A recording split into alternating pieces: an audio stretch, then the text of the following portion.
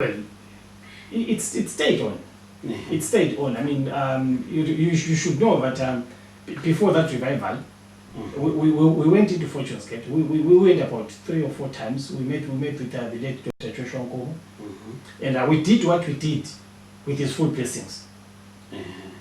And so yeah. Are you saying while Mr. Joshua Nkomo was in ZANU-PF, he was blessing you to revive ZAPU? The good thing is that Mr. Mqondobanzi is still alive. He's in South Africa. Mqondobanzi is alive. Is there in Zimbabwe. I was with them. Well, I think unfortunately the late Pikilela Mhlanga is late. Edward Mhlanga is late. The chief, the paramount, what we called him our own paramount chief. Anyway, Chief Nyangazonke is late, and you know, Chais I think is late. There are about 8 of us. Yeah. So you know, we had to seek his blessings, because you know, you may want to know that you know, people have misconstrued Dr. Joshua Nkomo. They have misconstrued Dr. He died a very, very miserable man. All his hopes were dashed. Both for the people of Matabeleland and the people of Zimbabwe. His hopes were dashed, you know, by a couple of individuals who were bent on, you know, some agenda which was anti-liberation movement, you know, purpose. So there are things that we have to look into, and I can, you know, comfortably tell you that we did not leave any stone at even the likes of Titi, the late Titi. I mean, in 1999, we approached all of them, and they told us, no, Monday went into Bafana, we are coming, we are coming, we are coming. In 2000, I stood as a parliamentary candidate for ZAPU in Kulumane constituency. I contested against Dumiso. He was standing for ZANU. Gibson Spanda, who was standing for MTC. Tupwe Juban, who was standing for Liberty Party. So the 4 of us, I mean, we were all related. We were all related. And I remember Gibson Spanda cracking a joke saying to me and to Miso, no, I'll win whether you guys want to know. And that is when Tumiso said, I know. We're not worried, Gibson, because even if MTC had filtered a donkey, the donkey would have beaten us. So don't derive much comfort in that. Even a donkey would have beaten us. So, you know, but you know, with time, you know, some ZAPU stalwarts had already come, but there are people who were key, who should have come with us from the beginning, but they didn't. But I mean, we had some ZANU-PF councillors defecting to ZAPU when it was revived, and then, you know, things developed, and you know, when I was whisked out of home, you know, in 2001, beginning. So if you say you were whisked out of home, what do you mean? You know, things developed too fast for me. You know, there was so much harassment. I was being arraigned before the courts on this charge, that charge. You know, they were bringing a lot of charges against me. So when I went to the court and I asked the court if they could bring one of my cases forward, that was the only case. Were they criminal cases or? No, they were political. They were political motivated cases. So then when I was discharged by the magistrate, so I already had been, you know, tipped by guys that look, you've got 2 weeks here, you've got to leave. So luckily, you know, everything was in place, and you know, I got assistance from some very helpful guys here and there. You know, I mean, when you live with people, you must be good to everyone whom you meet. Take it from me. So you know, I had so much help, not only from the people of Matabeleland, but even from the people of Mqondobanzi. You know, because I had been assigned some security by the state. So they were plainclothes police officers who were always with me wherever I was. You know, after the so if you say you were assigned, doesn't mean that those I was given. There were people who were to provide me with security from the state. From the state, because I had complained to the state, but my life was in danger. So they were plainclothes were based at Central. Okay. So they would dispatch their operatives. And every operative that they dispatched, wherever I was going, you wouldn't know them. But they will come and tell you, we are from Dunguchen. Okay. We are from Murab, or whatever his name was, you know. So you would know what they are there for, you know. So because I had made complaints to the state, you know, life was unbearable. You know, you go home in the evening or in the morning, you're opening your gate, you're on your way to work. You know, a yellow pigeon passes through your gate. You know, so much that if you had been 2 minutes fast or just 20 seconds faster in closing your gate, you would have you would have died. You know, so you know, life had become so unbearable. But I mean, look, we've been through this. So eventually, you know, I was assisted out of the country. So was it because of your works within ZAPU or in no, that you continued? No, it was not. Facing It was not my works within Mqondobanzi. It was actually my works within the Matebelean community. Okay. Yeah, because I was almost everywhere. Yeah. It was almost everywhere. I mean, talk of, you know, I remember on the issue of marginalization of you know, people from Matebelean. We approached a company which was ZAPU had a lot of shares in that company, but it was a company that was based in Bulawayo. You know, the manager there, the general manager, was a white man. You know, they were actually forcing them to employ people from outside the region. So I had to make an appointment with that general manager. I then called in the governor, Mapena. He came with his Mercedes Benz. I had 3 guys with me. So we had to, the 5 of us, had to go to that company to see the general manager. And when we got there, some people saw us. And you know, we were to come in, you know, without a lot of people really, you know, seeing us. But unfortunately, some guys who were the security service, I think by the entrance, when they saw who was in the car, and I mean, you know, those government cars, those Mercedes Benz. So we went into the GM's office. We spent about 2 hours then. We had a strategy, agreed with that GM, that if he is to employ anyone, he should first contact us. So, you know, he was a very cooperating man. You know, he would phone me anytime he wanted anyone. And I had a database of people, you know, seeking employment here and there. So whenever he phoned, you know, I would then resort to recourse to my database, and I would phone Nkala, can you go to such a company tomorrow morning? Go and see this gentleman. There's something that he would want to discuss with you. This is how we got our people employed. We invented day report. We invented day report. It was myself, Temba Ngonyama. I was with Temba Swindi. There was George Mqondobanzi, and then we had the Governor Mapena.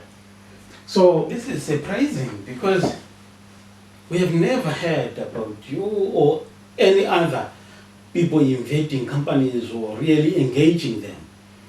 However, the only organization that maybe we know of that has tried to do that is the MRP. So why your work is not known?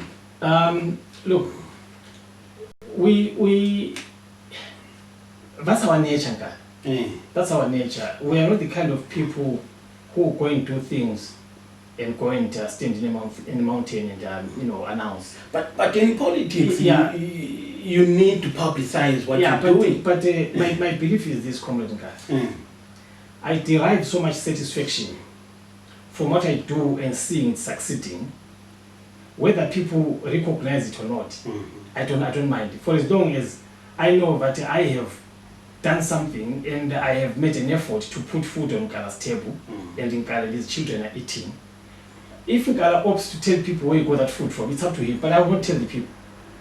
You know, so I mean, these are the values that ZAPU tried to instill in us. These are the values. If people knew Dr. Joshua Nkomo, you wouldn't be surprised to hear me talking like this. Because, look, do for people and do not expect people to come back and say to you, thank you, Mr. Nkala. No, do for people. People appreciate it in various ways. So these are things that we've done. There's a lot that we've done. We must give credit to Comrade Nkala. There are people that I cannot finish this interview without mentioning. And you talk of the people like Dr. Edwin Mqondobanzi. These are our heroes.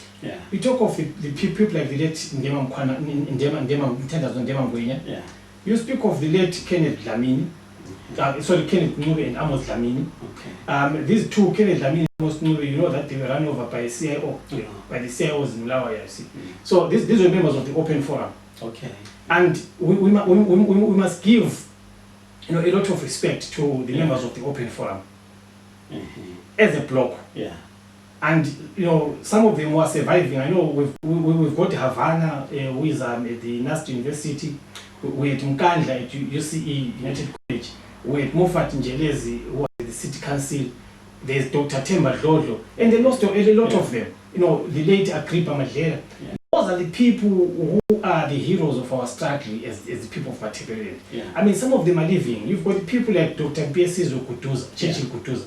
You've got people like Paul Swell. You've got people like George Mqondobanzi. You've got people like Dr. Samuel Khatebe. You talk of the likes of Joshua Nkomo. These are our heroes. We can say anything. We can talk about anyone.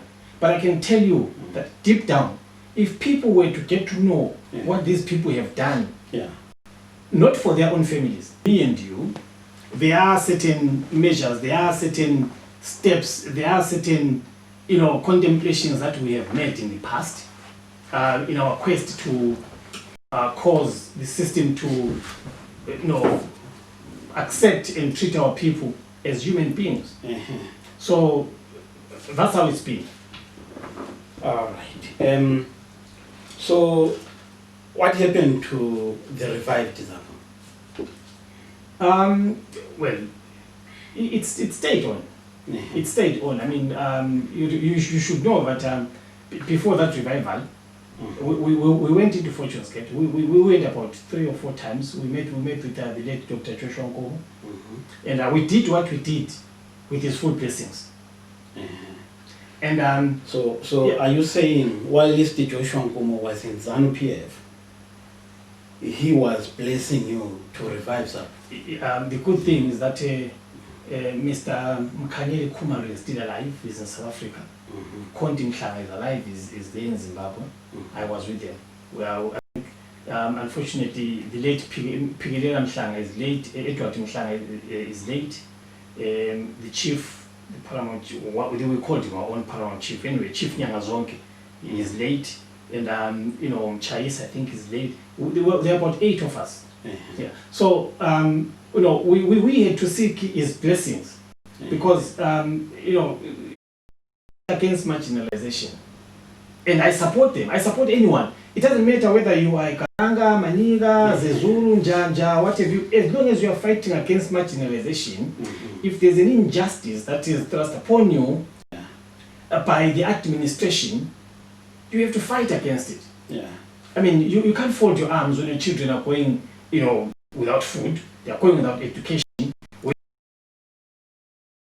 facilities, no roads, you've no water. You can't just fold your arms. You have to come up. You talk so positive about Dr. Joshua Nkomo, but I'm wondering whether the younger generation, they see him in your light, where he's a big man who has done good things, or they see him as someone who capitulated and they sold them out. No, look, I think people have misconstrued Dr. Joshua Nkomo. And I know where and how. I have heard people saying that Dr. Joshua Nkomo was offered an opportunity that the country be split into 2, and that he leads Matabeleland, and Dr. Joshua Nkomo refused that. Yeah. And they told, I mean, I've heard that, you know, he was offered that by Lord Carrington, you know. I met the late Lord Carrington, I think about 4, 5, 6 times. Okay. And one of the questions that I sought clarity on was on whether he had done that to Nkomo. And Lord Carrington told me point blank that he didn't offer Nkomo that. Okay. And so people think that Nkomo was offered an opportunity to take over Matebele and he refused. But that's not true. If ever there was such an offer made to Nkomo, it was made by Smith. Yeah. But we must understand that Dr. Joshua Nkomo was leading a nationalist movement, and the movement had its own agenda of building a new nation. A new nation that was to be born out of the Matebele nation and the Mashona nation. They wanted to bring these two nations together and fuse them and build one nation. So, you know the requisites of building a nation. You must have something in common. There must be something in common that permeates across all of you. You must be people who have got a particular identity that cuts across. There are elements, there are attributes of a nation.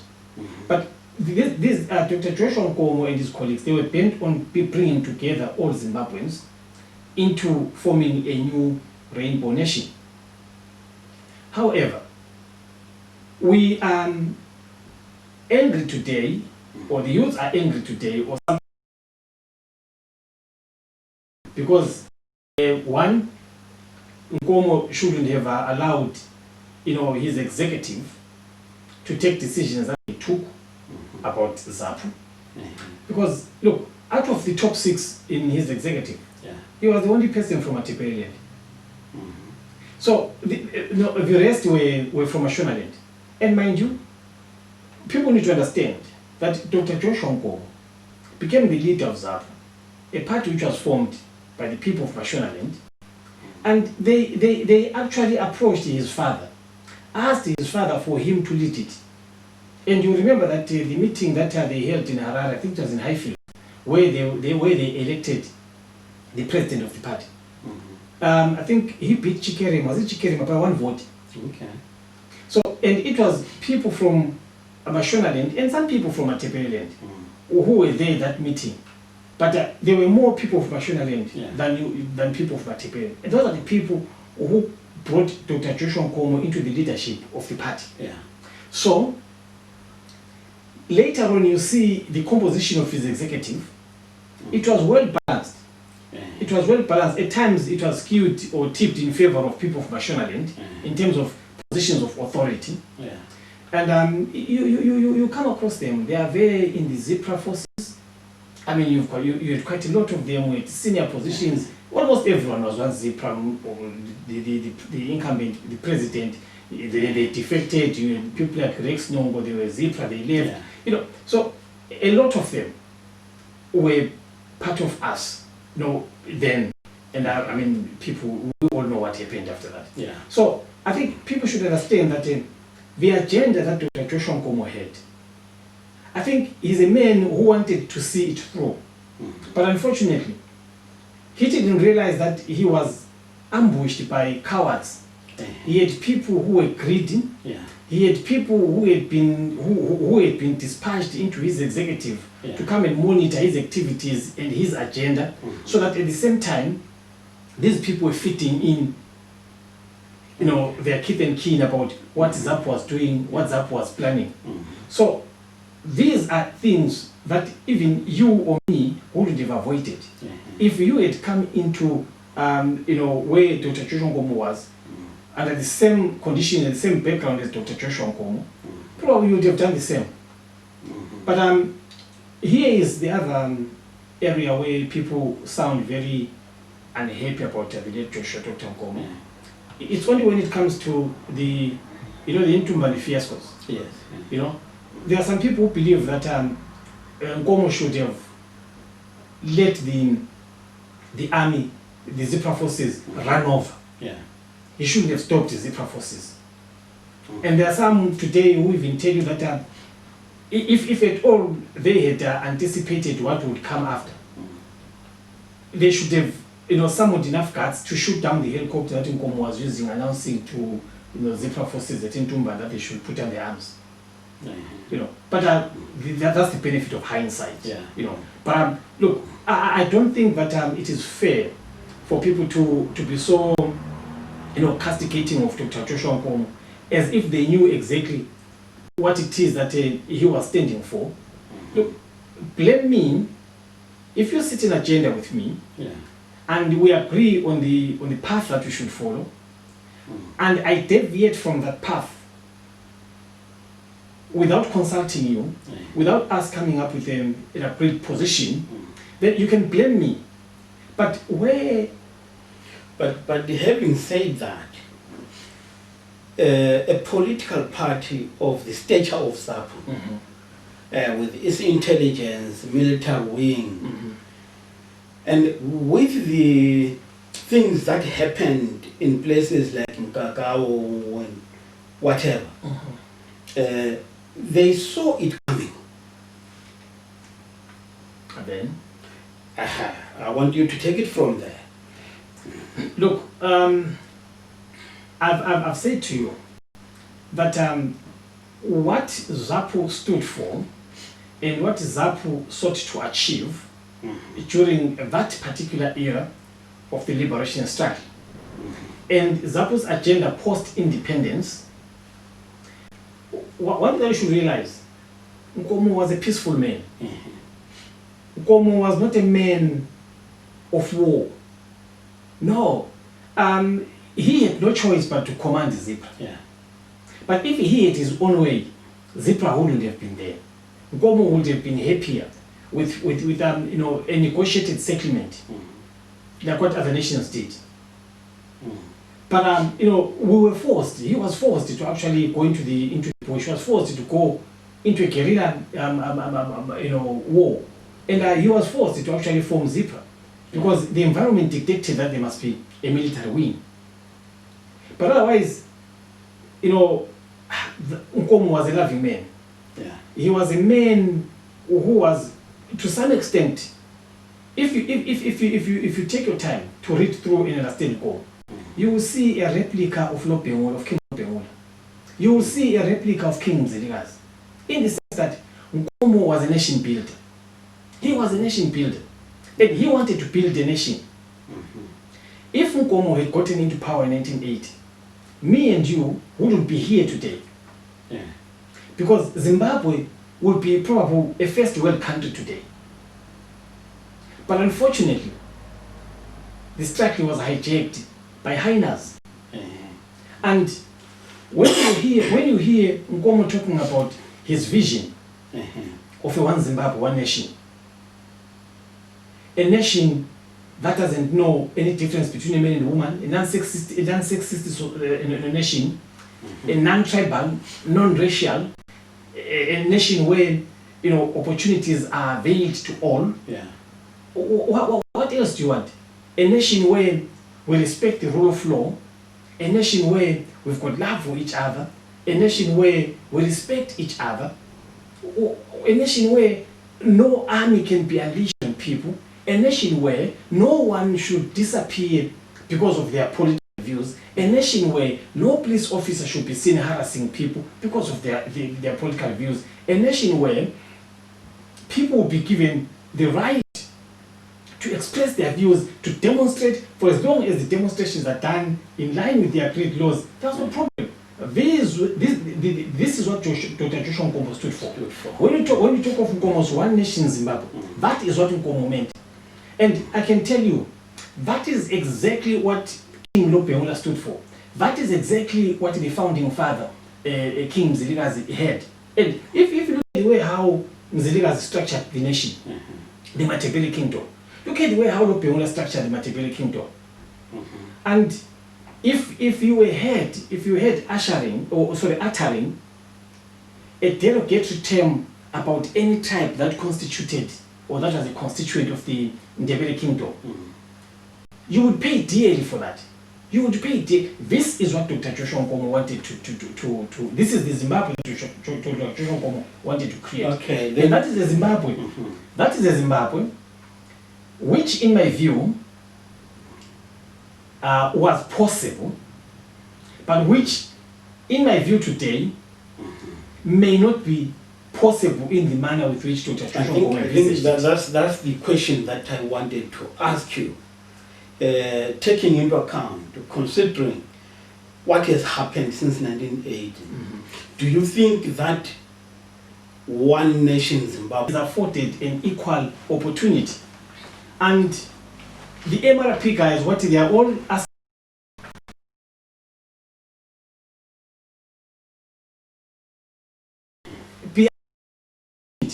an equal opportunity. They are fighting against marginalization. And I support them. I support anyone. It doesn't matter whether you are Karanga, Maniga, Zezuru, Njanja, whatever you, as long as you are fighting against marginalization, if there's an injustice that is thrust upon you by the administration, you have to fight against it. Yeah. I mean, you can't fold your arms when your children are going, without food, they are going without education, when there are no health facilities, you've got no roads, you've got no water. You can't just fold your arms. We have three types. We've got an indigenous Ndebele, we've got Ndebele, Lenhla, Ndebele, Mzansi. So, Sinamandebele song. And we should not allow people to come in and split hairs and start dividing us. Once we allow that, that then fits into the broader agenda of those mischievous elements who were in ZANU in 1980. Now, what I'm trying to put across is this. The unfortunate part is that the leadership of 1980, they fermented tribalism. They started, programs that were designed to make sure that the people of other regions, they dominate you and me and anyone else in the Matebele region. And as a result, their children, whom they were born 1980, 1979, or just towards the independence and post-independence, they have grown up with that mind, that mentality, that Ndebeles, should not be allowed to exist. People of Matebele are dangerous. People of Matebele, we should not allow them to positions of authority. They should be subservient to us. And this is the mentality that those who were there in 1980 or born post-independence, this is the kind of mentality that they've grown up with. And as a result, this is why you find today, you hear a 30-year-old telling you that Mqondobanzi cannot be a president in Zimbabwe. It is not something which they've just collided with. No, this is how they've been indoctrinated from birth. So you are talking about the generation that is 40 years now, 45 years. Some of them are my age. So you are faced with a situation where you've got these people who don't think that you can bring anything meaningful on their table, but they are at liberty to actually engage and use you for the benefit of themselves and their progeny. You must discard your language, you must discard your identity and be like them. This is the mentality, this is the unfortunate part that we have. However, there are some of them who believe that some bit of meritocracy should be allowed. And there are some, I'm sure you've heard some clips that have been making rounds here, where you find there's a guy from, he calls himself a Shona person, and he says that the problem that Zimbabwe has are the Shona people. He says the problem are his people. But how they are a problem, he tells you. But whether we share the same views with him or we don't, but here is my answer to the question that I said we should not go without answering. I think a one nation in Zimbabwe is possible. It is possible. And a one nation in Zimbabwe can only be ushered in. I might be wrong, but I believe that the only party that can usher in a new Zimbabwe is ZAPU. A new one nation Zimbabwe can only be ushered in by ZAPU. Let me say this. All right.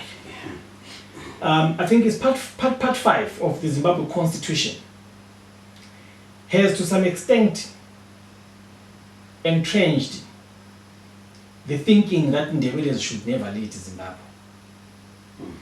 So I think a one nation Zimbabwe can only be possible if the person at the helm, if the first person can be me or you, can be you or anyone else of our extraction.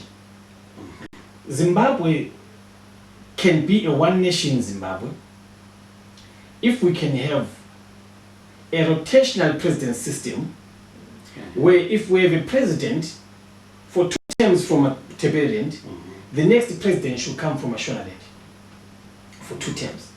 In the absence of that, I think it is clear, Comrade Nkada, that we may not survive long as a sovereign Zimbabwe currently configured.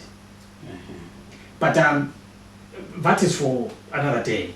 Yeah. But the issue is we can have a one nation Zimbabwe if we were to be led in the immediate by a president from a minority. And because we have seen it elsewhere. Look at in Rwanda, what a president from a minority has done for the country. And I'm giving you this answer with an experience that we've all seen in Rwanda. So we are in a very difficult situation. And I don't know what it will take to convince the post-independence generation from the Mashonaland nations that Ndebelés are a people who can do better. But I know that the bulk of them, they do know now that in terms of leadership in administration, we don't learn it. It is inborn in us. We can do far much better than them. Some of them do know that. But I wonder if there are any significant at all in terms of numbers. You know, you've raised an issue about if ZAPU could lead the country, or is the party you feel can achieve that concept that Joshua Nkomo fought for or wanted to see in Zimbabwe. We know the current state of ZAPU. So how can ZAPU do that? It will take a lot. It will take a lot. But I think if ZAPU can find an appropriate person to replace or to take over from Dr. Joshua Nkomo, I am sure that we may, because we're running out of time here, we may find a situation where probably the other part of the country begins to understand that ZAPU is a party for everyone, that ZAPU is a party that while it is addressing, while it is committed in addressing or undoing the impacts of the Grand Plan, the 1979 Grand Plan, it's 30 years. And what makes it grossly unfortunate is that those who came into power in 1980, they started propagating the issue of tribalism as is defined in Zimbabwe, being anti-Ndebele. Okay? Yeah. So, and when we talk of people who are anti-Ndebele, we're not talking about people who are anti, people of, Nguni extraction. They were talking about anyone who is from a Tebeleland. Because our tradition of Ndebelés, that the Ndebelés as a nation, we have 3 types. We've got an indigenous Ndebele, we've got Ndebele, Ndebele, Mzansi. So, Singaman Ndebele sonke. Yeah. And we should not allow people to come in and split hairs and start dividing us. You know, once we allow that, Yeah. that then fits into the broader agenda of those mischievous elements who were in ZANU in 1980. Yeah. Now, what I'm trying to put across is this. The unfortunate part is that the leadership of 1980, Uh-huh. they fermented tribalism